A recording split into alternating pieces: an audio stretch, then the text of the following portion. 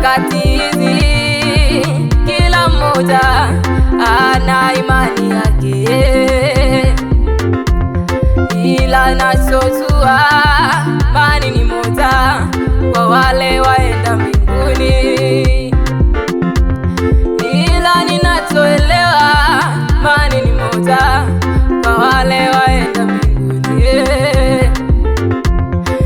Imani yetu chanzo ni Bwana Yesu, imani yetu chanzo ni Kalvari, imani yetu chanzo ni Golgotha.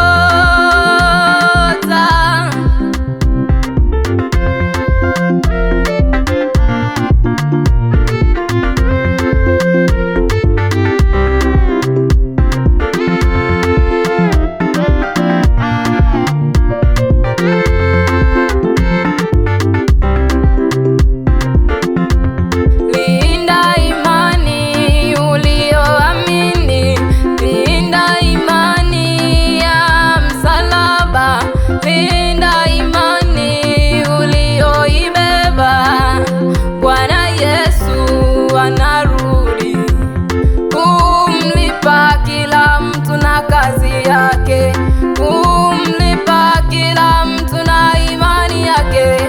Hukumu wake anakuja.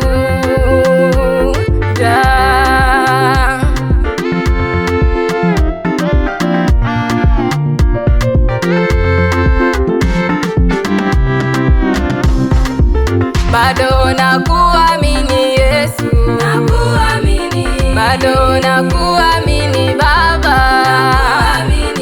imani yangu imebaki kwako Yesu, bado nakuamini tu,